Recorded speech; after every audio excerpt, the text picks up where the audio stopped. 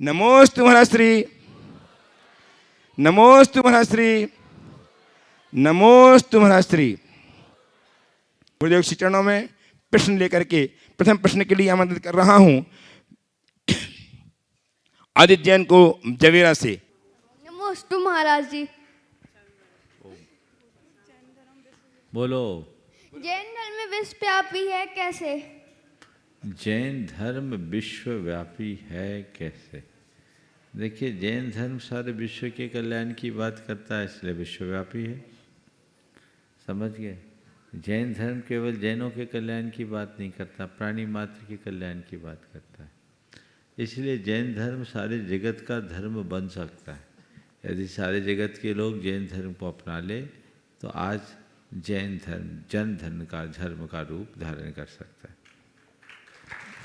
साक्षी जैन और तैयार हैं सुश्री खुशी जैन बेगमगंज।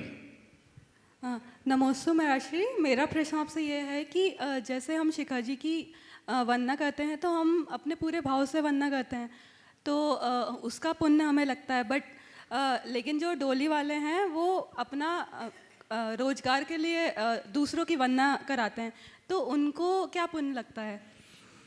देखिए, डोली वालों की मानसिकता पर निर्भर है।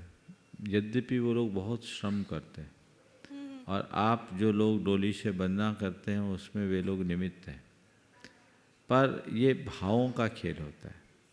यदि डोली वाले ये मन में भाव रखे कि चलो मेरे निमित्त से वंदना कर रहे हैं, लोग जिस वंदना को दूर दूर से आके तरसते हैं, हमें ये अवसर मिल रहा है, तो वो वंदना करने वालों से भी ज़्यादा पुण्य प्राप्त कर सकते हैं।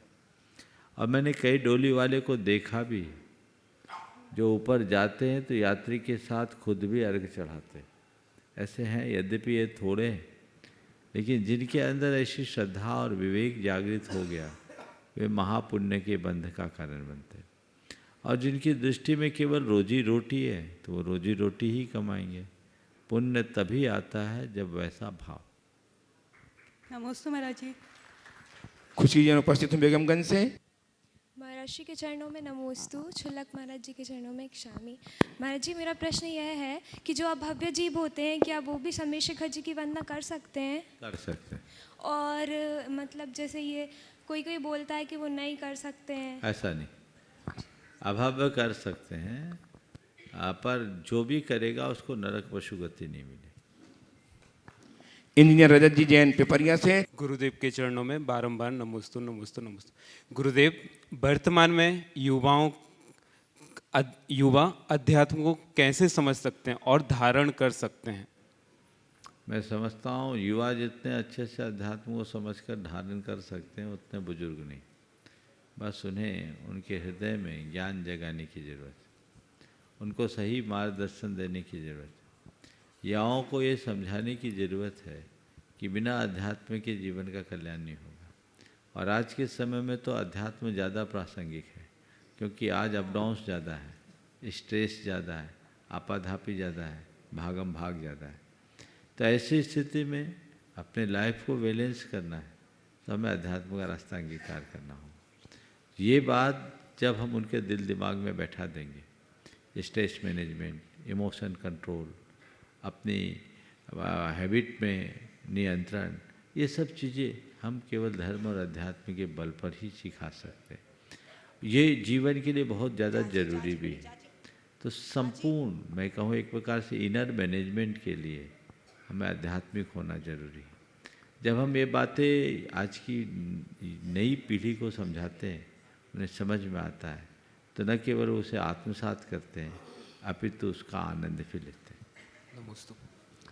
श्रीमती शांता जी जैन गंजवासो से उपस्थित हों। हम सब लोग कई बार सुना है कि ये मनुष्य भाव आत्म कल्याण के लिए मिला है, तो हम संसार में रहते, गृहस्थी में रहते हुए अपने कल्याण का मार्ग कैसे बनाएं महाराज? देखिए, जो भगवान ने उपदेश दिया उसके अनुरूप अपना आचरण करो। भगवान ने हमें कल्याण का उपदेश दिया। गृहस्थोचित, आप एक गृहस्थ हो तो गृहस्थोचित कर्तव्यों का पालन करें। यदि एक गृहस्थ गृहस्थोचित कर्तव्यों का दृढ़ता से पालन करता है तो उसका आत्मकल्याण हो सकता है। ऐसा नहीं है कि मुनि बनने पर ही आत्मकल्याण होगा। हमारे तीर्थंकर भगवतों ने 2 धर्म का उपदेश दिया, साधु धर्म तो श्रावक धर्म। तो शावक अगर शावक का धर्म पाले निश्चित कल्याण। नमस्ते महाराज, नमस्ते। शांता जी उपस्थित हों गंजमा सौदा से। महाराज श्री के चरणों में बार बार नमोस्तु नमोस्तु नमोस्तु। महाराज जी, मेरा प्रश्न है कि जीवन में हमारे लिए दान का क्या महत्व है? और दान तो सुपात्रों को दिया ही जाता है, लेकिन पशुओं को और गरीबों को जो दान देते हैं वह किस श्रेणी में आता है और उसका क्या महत्व है? दान दुर्गति का नाशक है, दानम दुर्गति नाशनम। प्रत्येक व्यक्ति को दान देना चाहिए। आज से 2-3 दिन पहले ही मैंने दान पर काफ़ी प्रकाश डाला है, इसलिए पुनरावृत्ति नहीं करूँगा। लेकिन पशुओं और अन्य दीन दुखी प्राणियों के लिए दिया गया दान करुणा दान की श्रेणी में आता है। दया दत्ती या करुणा दान एक सम्यक दृष्टि का धर्म है, जरूर करना चाहिए। आइए श्रीमन साहिल जी श्रीमती रक्षा जी के साथ। गुरुवर के श्री चरणों में वारंबार नमोस्तु। धुलियान दिगंबर जैन समाज और झाजी परिवार हम सबकी तरफ से नमोस्तु गुरुदेव। नमोस्तु गुरुवर, मेरा प्रश्न ये है कि आज हमारे समाज की जनसंख्या निरंतर घट रही है। हमारे कुछ नियम हैं जिसे हम अन्य किसी को स्वीकार नहीं करते, परंतु हमारे समाज का अन्य कहीं जाता है तो उसे स्वीकार कर लिया जाता है। घटती जनसंख्या जैन समाज का एक चिंतनीय विषय है। हम कैसे अपनी संख्या बल को बढ़ाएं ताकि हमारे जैन संस्कृति और जैन आयतन की सुरक्षा हो और जिन शासन का प्रचार प्रसार होता रहे, निर्बोध रूप से कृपया आप मार्गदर्शन करें। देखो, जनसंख्या बढ़ाने के 2 ही उपाय हैं, या तो जैन बढ़ाओ या जैन बनाओ। तो जैन बढ़ाने की फैक्ट्री तुम लोगों के पास है और जैन बनाने का रास्ता हम लोगों के पास। तो जैन बढ़ाओ, संतति के बिना संस्कृति नहीं बढ़ती। यदि आप अपने संस्कृति के प्रवाह को अक्षुण्ण बनाए रखना चाहते हो तो संतति बढ़ाओ। आज की नई पीढ़ी से मैं ये जरूर कहना चाहूँ, अब तो एक में ही संतुष्ट होने लगे हैं। अगर यही स्थिति रही तो 50-100 वर्ष बाद नाम शेष रहेगा। इसलिए चाहते हैं कि मेरा कुल अक्षुण्ण बना रहे, मेरा वंश निर्बाध चलता रहे, तो उसके लिए अपनी संतति पर ध्यान देना बहुत जरूरी। फिर दूसरी बात, जो लोग जैन आचार और विचार से प्रभावित होकर जैन धर्म को आत्मसात करते हैं, उन्हें स्वीकार कराओ, आगे बढ़ाओ। अभी आपने कहा, आज एक बहन जी यहाँ चेन्नई से आई हुई हैं, थोड़ा आप खड़े हो जाए। ये बहन जी चेन्नई से आई हैं और ये विशुद्ध जैन धर्म का पालन कर रही हैं, व्रती जीवन अंगीकार कर रही हैं। और ये ब्राह्मण जन्मना ब्राह्मण होकर आज जैन धर्म का दृढ़ता से पालन कर रही हैं और 12 वर्षों से एक भुक्ति कर रही है, एक ही बार भोजन और एक ही बार पानी। तो हमारे यहाँ वर्ण लाभ के लिए बताया है, शंकर के लिए नहीं। खिचड़ी मत बनाओ, आचार विचार से बदलो। आज की नई जनरेशन क्या करती, खासकर युवा, शादी करके जैन बनाना चाहते हैं। जैन बनाकर शादी करो। शादी करके जैन बनाने वालों के इरादे साफ नहीं होंगे, पर कोई जैन बनता है उसके साथ शादी करोगे तो तुम्हारा जीवन ऊंचा उठेगा। समझ गए? तो ये बातें ध्यान रखना। गुरुवर, जीव दया के प्रति एक प्रश्न है। जैसे मंदिर के माली से अपन द्रव्य खरीदते हैं और खरीदकर ग्वाले को देते हैं, वो खिचड़ी बनाकर उसे खिलाता है, अब पर वो दूध हम लोग उससे खरीदते हैं, तो इसमें अपने को दोष आता है क्या? देखिए, मंदिर का जो द्रव्य है, यद्यपि इसका मूल अधिकार पशु पक्षी और दीन दुखियों के ऊपर है।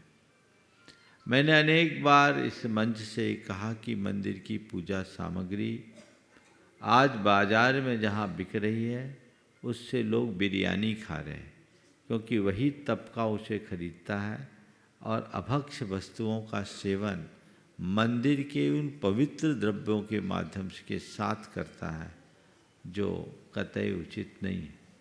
इसलिए इसका उपयोग जो भी चढ़ावा चढ़ता है, पक्षियों को खिला दें, पशुओं को खिला दें, अथवा कई जगह लोग इस तरह की भोजनशाला चलाकर दीन दुखियों को भोजन कराते हैं। ऐसा ही करना चाहिए। मंदिर कमेटियों को ऐसी व्यवस्था बनानी चाहिए कि जो मंदिर का व्यास है उसको पर्याप्त तनख्वाह दें और तनख्वाह देकर जो द्रव्य सामग्री है उसका इस कार्य में उपयोग करें। अन्यथा इस पाप के भागीदार वे पहले होंगे जिनके हाथ में मंदिर का प्रबंधन है। देश के अनेक मंदिरों में ये व्यवस्था बनी है, पर अभी भी बहुत सारे लोग हैं जो गतानुगतिक हैं, सब कुछ जानते देखते हुए भी आंख मूंदे हुए हैं। पता नहीं, शायद उनको पाप से कोई ग्लानि न हो। आप थोड़ा सोचिए, जिस अहिंसा के देवता की आप आराधना करते हैं उसके चरणों में चढ़ाई हुई द्रव्य सामग्री के साथ कोई मांस आदि का भक्षण करे तो कितना दुर्भाग्यपूर्ण होगा। ये बहुत निंदनीय है। हृदय में संवेदना जगनी चाहिए। यदि तुम अपने द्रव्य से माली की पगार जोड़ रहे हो तो तुम निर्माल्य का मूल्य आंक रहे हो। तुम्हारी पूजा का ही अर्थ नहीं, पूजा व्यर्थ है और इसका पहला पाप मंदिर के प्रबंधकों के सिर चढ़ेगा। और आप सबसे मैं कहूँगा, इस संदेश में यदि प्रबंधक नहीं मानते तो आप अपनी द्रव्य चढ़ाइए, उठा के ले आइए। रास्ते में कोई गाय मिले, बैल मिले, बकरी मिले, कोई प्राणी मिले, उसे खिला दीजिए। बहुत लोग ऐसा करने भी लगे, इसमें कोई दोष नहीं। शास्त्र में ऐसा कोई विधान नहीं है कि मंदिर में जो हम पूजा करें वो द्रव्य मंदिर में ही छोड़ें। ये तो मालियों का सिस्टम बना दिया। आप अपना पूजन की सामग्री को पशु पक्षियों को खिला दीजिए ताकि उनका भरण पोषण हो। अब रहा सवाल जो आपका है, हमने द्रव्य सामग्री माली से खरीदी, बहुत उत्तम काम कर रहे हो। माली का भी पेट भरना चाहिए। हालांकि ये काम मंदिर की कमेटी का होना चाहिए, पर जो लोग पूजा करने वाले ऐसा कर रहे हैं उनका ये प्रयास सराहनीय है। आपने खरीदा, अब खरीद करके आपने अगर ग्वालों को दिया और वो खिचड़ी बना कर दिया। आप खिचड़ी खुद बनाते हैं कि ग्वाले बनाते हैं? ग्वाले खिचड़ी बनाकर गाय को खिलाते हैं या जानवर को खिलाते हैं। तो आपने उनको दिया, एक प्रकार से उसका कंजम्पशन सही हो गया। उत्तम तो यही है कि निराश्रित पशुओं को दें ताकि उनका भरण पोषण हो। दुधारू पशु को तो ग्वाले खुद खिला देंगे, लेकिन निराश्रित पशुओं को दे तो ज़्यादा अच्छा है। पर यदि ऐसा सुलभ ना हो तो उसको देने में कोई हानि नहीं है। आप दूध पी रहे हैं, आपको निर्माल्य का दोष तब लगेगा जब ग्वाले को बेचोगे। अब गाय आप ना दो, कोई दूसरा माली उसको दे रहा है और माली से वो ग्वाला खरीद कर अपने गाय को खिला रहा है, फिर क्या तुम कहाँ छांटोगे? माली भी तो बेचेगा कहीं ना कहीं। और मांस भक्षियों के पास जाने से तो अच्छा है, पर सर्वोत्तम यही है कि ऐसी गौशालाओं में दो जहाँ कोई आश्रय नहीं है, और घर के छतों में डालना शुरू कर दो, मंदिर के छत में डालना शुरू कर दो। इतने तोते और चिड़ियाँ आएंगी, पक्षी आएंगी कि बचेगा ही नहीं। कई जगह तो लोग और दूसरों से लेके डालने लगे हैं, बस वो बादाम तक को तोते फोड़ फोड़ करके खाते हैं। ये व्यवस्था कर सकते हैं। उपस्थित हो श्रीमान यश जी, ब्रह्मचारी यश जी जैन जखादौन से, जो पीएचडी कर रहे हैं उदयपुर से। मुनिश्री के चरणों में त्रैकाल भावकोटि वंदन महाराज जी। महाराज जी, प्रश्न था कि आज आर्टिफिशियल मीट का बहुत प्रचलन है, तो बच्चे बहुत पूछते हैं आर्टिफिशियल जो मीट, तो बच्चे ऐसा पूछते हैं कि भैया उसको खाने में तो कोई दोष नहीं है, और ऐसा भी बोलते हैं जैसे जहाँ दोनों चीज़ें बनती वहाँ बहुत शुद्धि से बनाते हैं, वहाँ ग्लव्स पहन के बनाते हैं, बाकी भोजनशालाओं में तो हाथ भी नहीं धोते। तो इस प्रकार के जो युवाओं के जो प्रश्न हैं आज पढ़े लिखे युवाओं के, उनको किस प्रकार से समझाएं? देखिए, जिस आर्टिफिशियल मीट की, खड़े रह दो मिनट, बहुत अच्छा सवाल किया है। जिस आर्टिफिशियल मीट की बात की जाती है, जहाँ मीट आ गया वही अखाद्य है। मीट खा रहे ना हम, क्या खा रहे? मीट खा रहे, तो क्या आ गया? आपका संकल्प हिंसा का, तो आप भागी हो ही गए। इसलिए आर्टिफिशियल हो चाहे कोई, मीट खाने का तो नाम भी नहीं लेना चाहिए। एक दूसरी बात, सेहत की दृष्टि से भी वो बहुत हानिकारक होगी, क्योंकि वो नेचर के अगेंस्ट है। हमारा धर्म और हमारी शरीर की प्रकृति प्राकृतिक वस्तुओं को खाने की सलाह देती है, अप्राकृतिक वस्तुओं को नहीं। तो ये अभी तो शुरुआत ही है, बहुत थोड़े मात्रा में लोग इसको कंज्यूम कर रहे हैं, लेकिन इसका दूरगामी प्रभाव बुरा होगा, इसमें कोई संशय नहीं। जो लोग पशुओं की हत्या से बचने के लिए इसका उपयोग कर रहे हैं, वो एक अर्थ में अपनी जगह सही हो सकते हैं, लेकिन सबसे उत्तम तो यह है कि मांस खाने की मनोवृत्ति ही खत्म हो। और ये रिसर्च बताते आने वाले 50 साल बाद मांस खाना लोगों को मजबूरन छोड़ना पड़ेगा, क्योंकि तब इतना पानी ही नहीं बचेगा कि जो उसको पूरी तरह से मांस के उत्पादन की व्यवस्था दे सके, उसकी प्रोसेसिंग हो सके। तो ऐसी भयावह स्थिति आए उससे पहले ही जीवन में बदलाव लाना चाहिए और लोगों को इन सब कृत्यों से बचना चाहिए। इसी क्रम में मैं बोलता हूँ, अभी बहुत सारे ऐसे खाद्य पदार्थ आजकल आप लोग अपने घरों में भी या शाकाहारी व्यंजनों में भी योग लेने लगे हैं। क्या बोलते हैं आप लोग? कबाब, क्या क्या नाम है, 2-3 नाम बोलते हैं, वेज बिरयानी और कटलेट, और कोई कबाब एक नाम बोला था, कौन सा का? हरा भरा कबाब। ये सब भाव हिंसा है। मेरा कहना है जो भी मांस भक्षियों के द्वारा भोज्य है, हम उनकी नकल क्यों करें? हमारे पास इतने प्रकार के खाद्य पदार्थ है कि खाने वाला उंगली चाटता है, हम उसकी उपेक्षा क्यों करें? जो हमारा स्वाभाविक व्यंजन है हमें वही खाना चाहिए। तुम्हारा जो दूसरा सवाल है कि हैंड ग्लव्स पहन करके शुद्धि पूर्वक करते हैं, नॉन वेज और वेज जहाँ इकट्ठा बनता है वहाँ खाने में क्या हानि? मैं तो एक ही बात कहूँगा, जहाँ नॉन वेज बनता है वहाँ हाथ में भले ग्लव्स हो, पर हृदय में तो प्राणियों की आह और पुकार भरी रहती है। तो जिस जगह में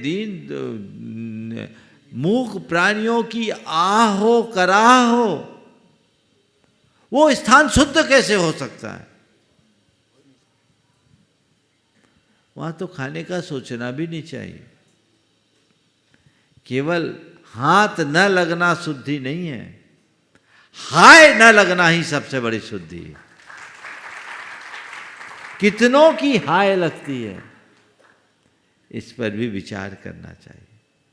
मन में ग्लानि होनी चाहिए।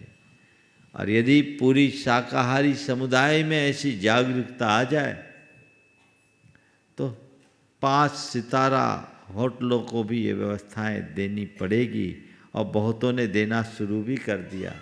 उनके वेज नॉन वेज के किचन अलग अलग होने लगे हैं। आपको जागरूक होना होगा। और शादी विवाह आजकल चूंकि सब डेस्टिनेशन होने लगे हैं, और प्राय बड़ी शादियाँ 5 सितारों में होती है, उनसे भी मैं कहता हूँ जहाँ वेज नॉन वेज इकट्ठे होते हो वहाँ अगर कोई शादी ब्याह करे आप जाओ मत। उनकी बुकिंग लेने के लिए पहले बोलो अगर आपका वेज नॉन वेज इकट्ठा है तो हम यहाँ कार्यक्रम नहीं कर सकते, उनका धंधा नहीं चलेगा, अपने आप आएंगे। मैं कोलकाता में था जब पद्दो पोखर एरिया में, गुजराती बेल्ट है पूरा, वहाँ के सारे रेस्टोरेंटों में जहाँ वेज नॉन वेज है तो वेज का किचन अलग, क्योंकि वहाँ खाने वाले लोग ऐसे। तो ये जागरूकता अगर आपने फैला दी तो पूरे देश में परिवर्तन होगा। देश में क्या, दुनिया में परिवर्तन होगा। ये जिम्मेदारी उन तमाम शाकाहारी लोगों की है जो अहिंसा से प्रेम रखते हैं। आइए श्रीमान राजेंद्र कुमार जी जैन भाई रांची से। महाराज जी, पहली प्रतिमा लेने का क्या नियम है तथा इसमें मर्यादा का भोजन जरूरी है क्या? एवं सम्यक तथा सम्यक दर्शन में क्या अंतर है? इसको प्राप्त करने का क्या उपाय है महाराज जी? देखिए, पहली प्रतिमा का मतलब है सम्यक दर्शन की आराधना करते हुए पंच परमेष्टि की शरण में रहना और संसार शरीर भोगों के प्रति उदासीन होना। ऐसे व्यक्ति को रात्रि में चारों प्रकार के आहार का त्याग करना अनिवार्य है। बाजार की लिक्विड दवाइयाँ नहीं लें, और वो 16 के बिना सेमी 16 में चलेगा। उसके लिए अगर कुएं के पानी की असुविधा हो तो बोरिंग के पानी का प्रयोग कर सकता है। अभक्ष्य पदार्थों का सेवन न करें, मर्यादा का यथासंभव पालन करें। खान पान में थोड़ा बहुत ढील चल सकती, जितना संभव हो पानी को छान करके पी। ये पहली प्रतिमा के आधारभूत नियम है, उसे देव दर्शन नियमित करना चाहिए। इतना करते हुए वो आगे बढ़ सकता है। सम्यक और सम्यक दर्शन में कोई अंतर नहीं है, दोनों में उसका एक सार है सम्यक और व्याख्या है सम्यक दर्शन। आइए श्रीमान राजेश जी मधु जी छावड़ा, कोलकाता ट्रस्टी गुणायतन। नमोस्तु गुरुदेव। हमारा प्रश्न है, ये भी एक युवा वर्ग के लिए ही है। जैसे आप अपने प्रवचन में बार बार कहते हैं कि हमें क्षण भर भी प्रमाद नहीं करना चाहिए, पर ये मन है कि बार बार आलस्य की तरफ ही भागता है। आज ब्लिंकिट, जोमेटो, स्विगी ये सब देख रहे हैं कि हमारे जीवन की आंशिक अंश बन गई है। ऐसा नहीं है कि ये सब अच्छे फूड सप्लाई करते हैं या फिर अच्छी सर्विस देते हैं, क्योंकि युवा वर्ग इतना आलस्य हो गया कि बस इन्हीं की सर्विस लेके ही आगे बढ़ रहा है।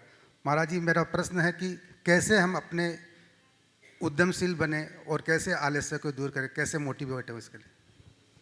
देखिए, आपने जो बहुत सवाल उठाया बड़ा गंभीर है, और आज की बदली हुई जीवन शैली के कारण ये भविष्य में एक विकराल समस्या का रूप लेने जा रही है। हमें लोगों को एक बात समझाने की कोशिश करनी चाहिए कि बिना उद्यम के हम अपने जीवन की उन्नति नहीं कर सकते। जो आलसी होता है वो अटक के रह जाता है, और जो उद्यमी होता है उसकी उन्नति होती। तो हमें उद्यम करना होगा, और लोगों के मन में हेल्थ कॉन्शियस जगाना बहुत ज़रूरी है। फिजिकल और मेंटल दोनों हेल्थ हमारे जीवन के लिए कितना ज़रूरी है, ये बात जगाना ज़रूरी है। और जब हम लोगों के हृदय में ये बात बैठा देते हैं तो फिर लोगों की दृष्टि बदलती है, लाइफ स्टाइल में बदलाव आता है, उनका खान पान ही नहीं सब कुछ बदल जाता है। ये जो बदली हुई भागम भाग की जीवन शैली है, यह आपाधापी है। और जो आपने एक शब्द कहा, एक आलस, निरंतर जितनी जितनी मनुष्य के साथ सुविधाएं जुड़ेगी उसका आलस उतना बढ़ेगा। दूसरे शब्दों में मैं कहूँ तो सुविधाएं मनुष्य को आलसी बना देती, तो हमें सुविधाओं का उपयोग कम करना चाहिए। हेल्थ कॉन्शियस जगाएं तो इन चीज़ों से बचा जा सकता है। अभी 2 दिन पहले कैंसर के विशेषज्ञ डॉक्टर पीयूष ने अपना वक्तव्य इसी मंच पर रखा था, जिसमें उन्होंने कहा था कि हमें अपने भोजन पर पूरा ध्यान देना जरूरी है, और जितने भी पैक्ड फूड हैं वो खाने योग्य नहीं है, इनसे बचना चाहिए। अपने घर का भोजन ही हमारे शरीर के लिए ज़्यादा उपयोगी होता है। ये लोग जितने भी खान पान की चीज़ें आज लोगों को परस रहे हैं, उसमें बहुत सारी चीज़ें ऐसी हैं जो केमिकल वेस्ट हैं, जो जायका बढ़ाने के लिए वो लोग उपयोग में लेते हैं, लेकिन वो बहुत हानिकारक है। इसके अन्य भी बहुत सारे हानि हैं। जो सर्विस बॉयज आते हैं वो आपके घरों में एंट्री करने लगे हैं, उसके दुष्परिणाम भी घरों में आ रहे हैं। कई घरों की बहू बेटियों का जीवन संकट में फंस रहा है, ये किसी से छिपा हुआ नहीं है। लव जिहाद जैसे प्रकरण आए दिन आम हो रहे, ये भी किसी से अनजाना नहीं। तो हमें अपनी पीढ़ी को इन सब बातों के प्रति जागरूक करने की ज़रूरत। ये धर्म की बात नहीं है, ये स्वास्थ्य की बात है, जीवन की सलामती की बात है। और जब हम जीवन की सलामती और स्वास्थ्य की बात को केंद्रित करके ये बातें करते हैं तो जीवन में बड़ा बदलाव आ सकता है। आज भी लोगों में जागरूकता है जो इनसे परहेज कर रहे हैं, लेकिन जो आधुनिकता के नाम पर इनका अंधानुकरण कर रहे हैं उनके साथ भविष्य खराब होने वाला है, मानकर चलना। कल यदि किसी घातक बीमारी से ग्रसित होने का योग बना तो उनके हाथ में कुछ भी नहीं रहेगा। हर कार्य करते समय औचित्य का बोध होना चाहिए और खुद से तय करना चाहिए कि हमें अपने जीवन में क्या करना है और क्या नहीं करना है। जब ये तय हो जाए तो अंदर की एक प्रेरणा जगती है और जीवन बदलता है। उपस्थित हों श्रीमान मारोटवाल जयपुर से ट्रस्टी गुणायतन। तैयार हैं Shrimati Sadhana ji, Vijay Kumar ji Jain, advocate supreme court Delhi Gunayatan. नमस्ते गुरुदेव। एक मारवाड़ी में कहावत है गुरुदेव कि पढ़े तो है पर गुणों को नहीं। वैसे ही हम लोग श्री पूज्य गुरुओं के श्रीमुख से रोज़ाना प्रतिदिन बहुत उपदेश सुनते हैं। वो हमारे कल्याण के लिए उपदेश देते हैं। हम सुनते तो हैं लेकिन अंतःस्थल में स्वीकार नहीं कर पाते। कैसे स्वीकार करके हमारे जीवन को सुधारें गुरु? इस आपके सवाल में उत्तर है, पढ़े तो है पर गुणों को नहीं। गुणों शुरू कर दो थे तो गुणों शुरू कर सी तो बस काम हो जाए। तो गुणों सुनने के साथ स्वीकार करो। कान से सुनोगे तो कुछ नहीं होगा, हृदय से सुनोगे तो सब कुछ होगा। आइए श्रीमती साधना जी। गुरुदेव, मनुष्य आनंद और खुशी के क्षणों को तो भूल सकता है, लेकिन अपमान के क्षणों को लाख प्रयत्न करने पर भी नहीं भूल पाता है। गुरुदेव, अपमानित मन अविरत तड़पन दे जाता है, इससे कैसे बचा जाए? बहुत अच्छा वाक्य आपने कहा। आनंद और खुशी के क्षणों को तो फिर भी भूल जाता है, लेकिन अपमान के क्षणों को नहीं भूलता। अपमानित मन अविरल तर्पण देता है, इससे कैसे बचे? देखिए, कोई मेरा अपमान न करे ये मेरे हाथ में नहीं है, पर कोई कितना भी अपमान करे मैं अपने आप को अपमानित महसूस न करूँ, ये तो हमारे हाथ में है। और ये अपमान की अनुभूति किसको होती है? जिसके मन में मान होता है। मेरा मान ही मुझे अपमानित महसूस कराता है, मान ही दूसरों का अपमान करता है और मान ही खुद को अपमानित महसूस करता है। एक छोटे से बच्चों को आप कुछ भी बोल दो, उसको कोई फर्क नहीं पड़ता, क्योंकि उसके मन में वैसा मान नहीं है। और जैसे जैसे व्यक्ति का मान घना होता जाता है, वो अपनी एक काल्पनिक छवि गढ़ लेता है और उस छवि में मत रहता है, उसे संवारने की कोशिश करता है, उसे संभालने की कोशिश करता है। और जब भी उस छवि पर थोड़ी भी आँच आती है तो मन क्षुब्ध हो उठता है। तो ये किसका परिणाम है? मेरा अपमान। तेरा अपमान होगा क्या? जब तेरा मान ही नहीं तो अपमान किसका? मेरी छवि बिगाड़ दी। तेरी छवि तो शाश्वत से कोई बिगाड़ ही नहीं सकता। तूने अपनी जिस छवि को अपनी मान रखा वो तेरी छवि है कहाँ? मेरी छवि, मैं एक रेपुटेड पर्सन हूँ। ये क्या रेपुटेशन है और कैसे पर्सन है ये तो देखो। तुम जिसको अपनी पर्सनालिटी मान रहे हो तुम हो ही नहीं। तुम जो हो उसे जानो। जिस पल व्यक्ति को इस बात का बोध हो जाएगा कि मैं विशुद्ध आत्मा हूँ, वो मान अपमान से परे हो जाएगा। लेकिन जब तक परद्रव्यों में आत्मबुद्धि होगी, आत्मस्वरूप से भिन्न पर पदार्थों के प्रति ही अपनत्व का भाव होगा। दूसरे शब्दों में कहूँ, इस काल्पनिक छवि को अपनी असली छवि मानने का भ्रम पाल के रखेंगे तो जब तक बहम है तब तक अहम है। ये बहम टूटेगा तभी अहम छूटेगा। तो अहम को छोड़ना है तो बहम को तोड़ो, तत्व ज्ञान को अपने भीतर घटित करो तो कुछ नहीं होगा। हाँ, क्या हो गया, मेरा क्या अपमान होता है, हंसकर टालो। इसलिए मान करना तो मान है ही, खुद को अपमानित महसूस करना भी मान है। इस बात पर सबका ध्यान होना चाहिए। नमोस्तु। आइए श्रीमान संदीप जी, प्रीति जी साईंखेड़ा से अपने पुत्र उपवास के साथ। नमोस्तु महाराज श्री। मेरा प्रश्न ये है, जैसा कि आपको ज्ञात है कि मेरा जीवन बड़ा ही संघर्ष में है। मुझे गुरुजी और सभी महाराज श्री एवं भगवान पर विश्वास है और ये ऐसा ही कायम रहे, इसके लिए मुझे मार्गदर्शन दीजिए। नमोस्तु।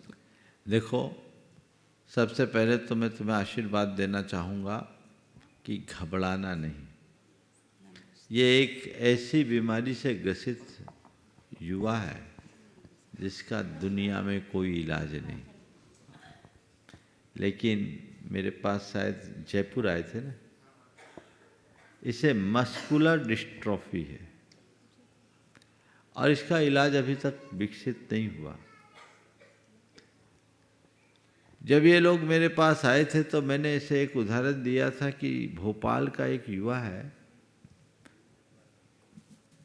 जय प्रकाश मड़वैया, उसे यही समस्या थी और 19 साल की उम्र में वो चलने से लाचार हो गया था। डॉक्टरों ने कहा था 25 साल से ज़्यादा नहीं बचेगा। सब तरह के इलाज कर लिए गए, कोई उपाय नहीं हुआ। मैंने उसे गुरुदेव के पास भेजा 1995 में कुंडलपुर, और गुरुदेव ने उसे आशीर्वाद दिया और कहा रात्रि में 4 प्रकार के आहार का त्याग कर दो। रात्रि पानी भी छोड़ दिया। 1995 और 2023 आज 28 साल हो गए। वो बच्चा सलामत है, जितना था उतना ही, और रात्रि पानी नहीं पीता। ये गुरु आशीर्वाद का फल है, संयम का फल है, डॉक्टरों की दृष्टि में मिराकल है। इस बच्चे के लिए भी मैंने उसका ही उदाहरण दिया था। और तुम भी गुरुदेव के पास रात्रि पानी छोड़ा है ना, गुरुजी ने आशीर्वाद दिया ना। अब भूल जाओ, कुछ नहीं होगा। जब तक मेरी आयु है मुझे कोई हिला नहीं सकता। और अभी भी तुम कितने 25 साल के हो गए? हाँ, 18 साल के हो। घबराना नहीं, समझ गए? जन्म मरण किसी के हाथ में नहीं है। जाने की बारी हो तो स्वस्थ मनुष्य भी चला जाएगा, पर तुझे गुरुदेव का आशीर्वाद मिल गया, पक्का मानकर चलना, अकाल मृत्यु नहीं होगी, इसमें कोई संशय नहीं। और ये श्रद्धा, ये वाक अपने हृदय में आत्मसात कर लो कि जब तक मेरी आयु है मुझे कोई हिला नहीं सकता, और आयु पूरी होने के बाद कोई जिला नहीं सकता। दूसरी बात, शरीर उत्पन्न हुआ है, शरीर मरेगा, शरीर में बीमारी है, मुझ में बीमारी नहीं। मैं तो अजर अमर अविनाशी हूँ, अजन्मा हूँ, और मैं आरोग्य स्वरूप हूँ। इसलिए मुझे तो मरना है ही नहीं, देह परिवर्तन करना है, और जब परिवर्तन हो तो करना। भगवान से एक ही प्रार्थना करो, मेरा ये चोला कल उतरे या आज, जब उतरना हो उतर जाए। भगवान बस मेरी इतनी प्रार्थना है, जब भी मैं ये चोला उतारूं आपका नाम लेते हुए उतारूं। समझ गए? बस ये भाव अपने मन में, न डर रखना न चिंता रखना। सुनने दो उसको, न डर रखना न चिंता रखना। समझ गए? कोई चिंता नहीं। भले मेरा शरीर बिगड़ा है, पर मुझ पर इतनी कृपा है कि मेरी बुद्धि निर्मल है। भगवान मेरी बुद्धि निर्मल बनी रहे, मैं सम्यक दर्शन के साथ इस शरीर को छोड़ूं, ताकि भव के दुखों से मुक्त हो सकूं, भव सागर से पार उतर सकूं। ऐसा श्रद्धान पक्का बना के रखना, उसमें हिलना नहीं, रास्ता प्रशस्त होगा। आशीर्वाद। आइए श्रीमती कीर्ति जी जैन, कविनगर गाजियाबाद से। गुरुदेव, आज तक हमने जब भी हमने सुना है पाप और पुण्य के बारे में ही सुना है। आज हम मंदिर के दर्शन कर रहे थे, तो दर्शन करते समय वहाँ पे एक बोर्ड पे लिखा था सातिशय पुण्य का अर्जन करें।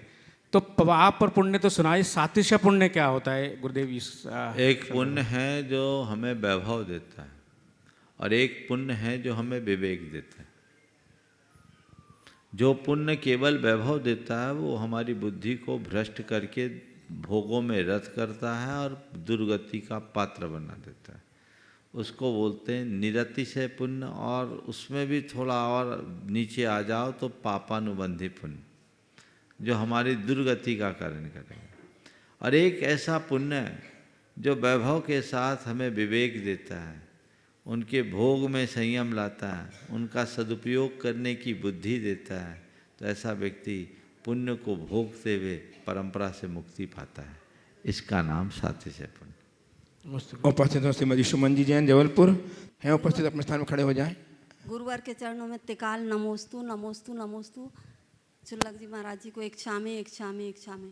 गुरुवार मेरा प्रश्न यह है कि जब हम सिद्ध चक्र विधान करते हैं तो उनमें सिद्धों सहस नाम के अर्घ्य चढ़ाए जाते हैं, तो इसका कारण क्या है कि भगवान के क्या सहस नाम हम ही होते सिद्धों हैं? की आराधना करते हैं तो जो सिद्ध हुए पहले अरहंत थे कि नहीं? हम तो साधु की भी आराधना करते हैं। तो जिनने सिद्धि को प्राप्त किया वो जैसे जैसे सिद्धि को प्राप्त किए वैसे हमने उनकी आराधना की। पंच परमेष्टि की आराधना कर रहे हैं। सिद्ध चक्र आराधना में सिद्धों की आराधना करते करते सिद्धि के मार्ग की भी आराधना करते हैं, इसलिए अरहंत की आराधना में वो पूर्ण आराधना हो। गुरुवार सहस नाम एक ही प्रकार का होता है कि भक्तामर जैसे अलग अलग भी होते हैं? सहस्रनाम वर्तमान में 2 प्रसिद्ध हैं, एक जिनसेन कृत, एक आशाधर जी कृत। और भगवान के नाम सहस ही होते हैं कि अनेक होते हैं? 1008 बस। इंद्र 1008 नामों से उनकी स्तुति करता है। आइए श्रीमान सत्येंद्र कुमार जैन ट्रस्टी गुणायतन। गुरुदेव सादर नमोस्तु।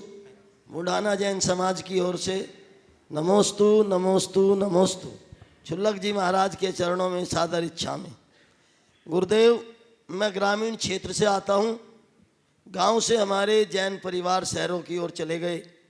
समस्या है कि हम अपने ग्रामीण मंदिरों, धर्मशालाओं आदि की सुरक्षा व संरक्षण कैसे बनाए रखें ताकि हमारे धर्मायतन सुरक्षित रह सकें और संस्कृति सुरक्षित रह सके।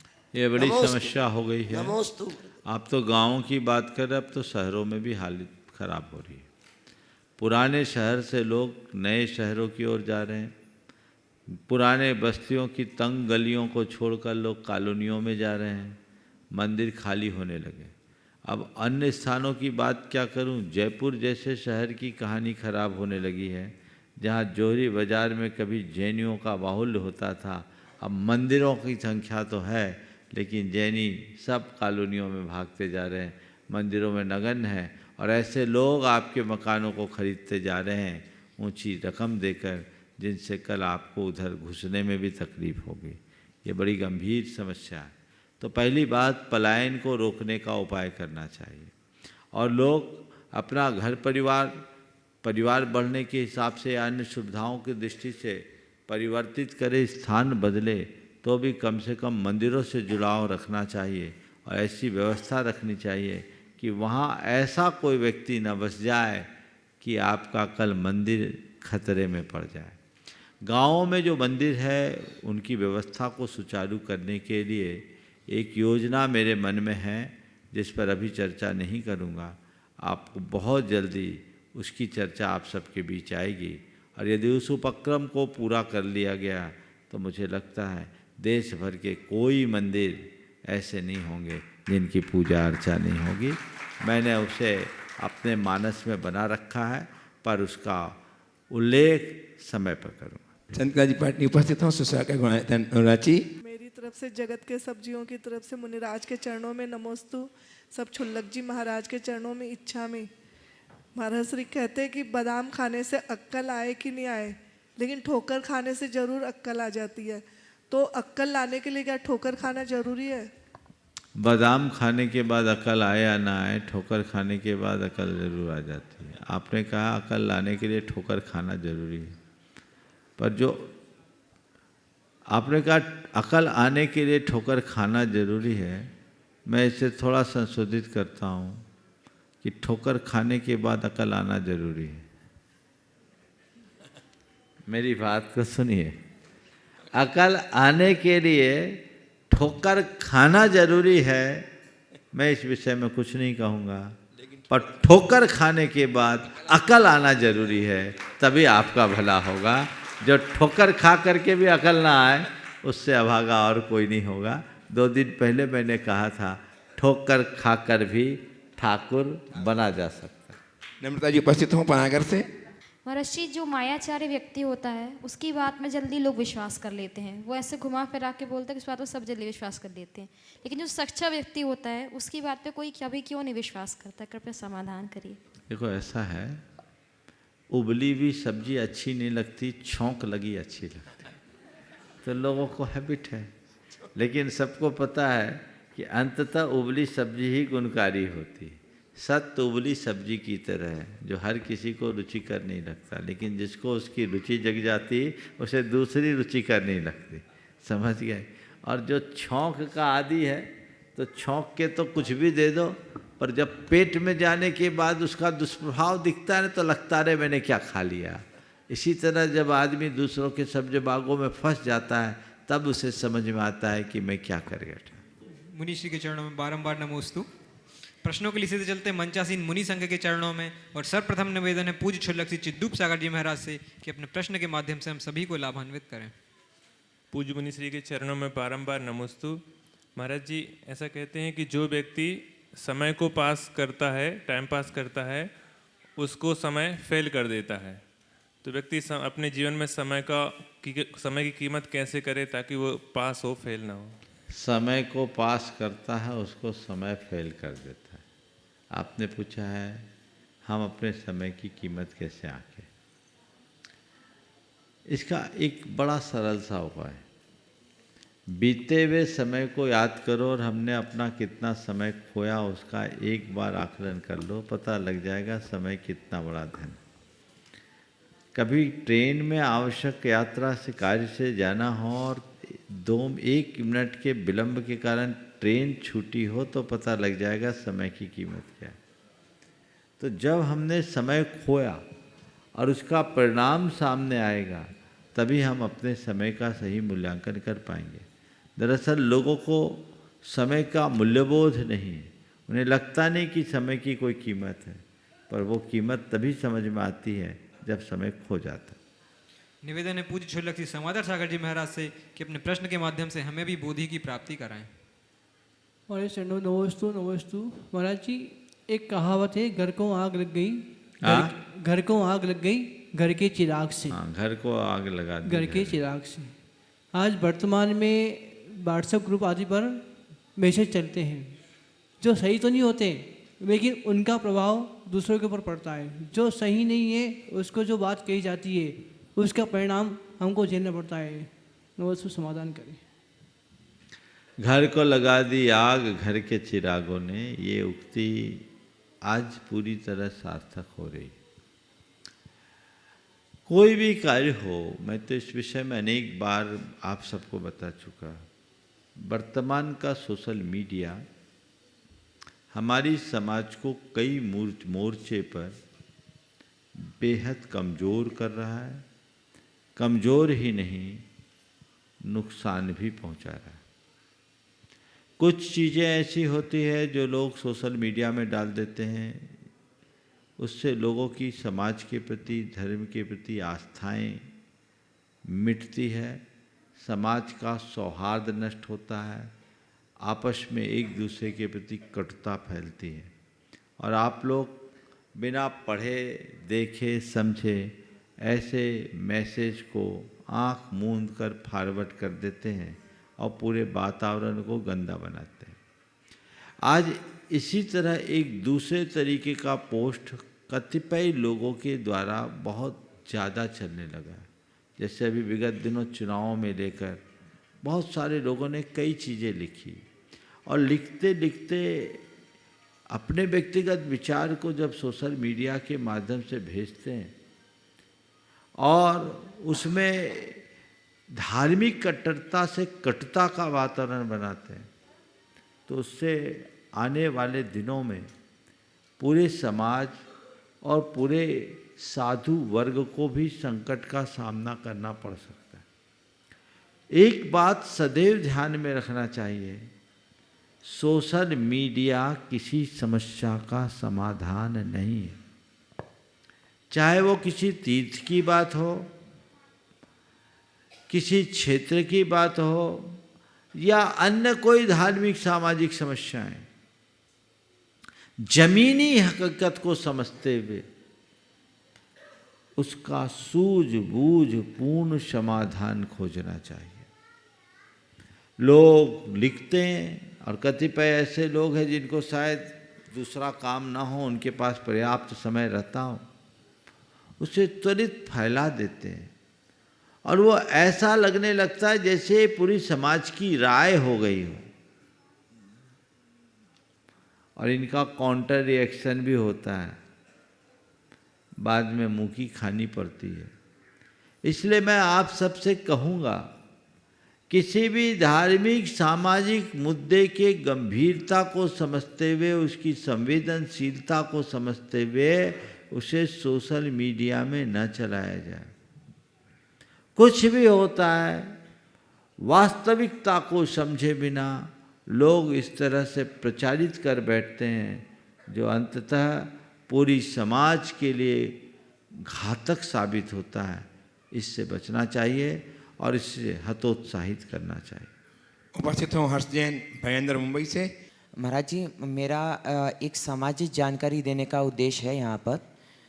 इस 9 दिसंबर को नेशनल लोक अदालत, राष्ट्रीय लोक अदालत का मंच बैठेगा पूरे भारतवर्ष में, जिसमें आपके जितने भी पेंडिंग केसेस हैं, चाहे लोन के पट्टे हो, घर के पट्टे हो, गिरवी रखे हुए सामान हो, या आपके जो व्हीकल के चालान्स हो, जो पेंडिंग केसेस हैं, जो एनपीए हो चुके हैं केसेस हैं, तो अगर आप उनमें अपने बैंक के साथ में कोऑर्डिनेट करके बात करेंगे तो 100 रुपये की अगर देनदारी होगी मूलधन और ब्याज के सहित, उसकी जगह पे आपको सिर्फ 40 रुपये या 50 रुपये ही देना पड़ेगा।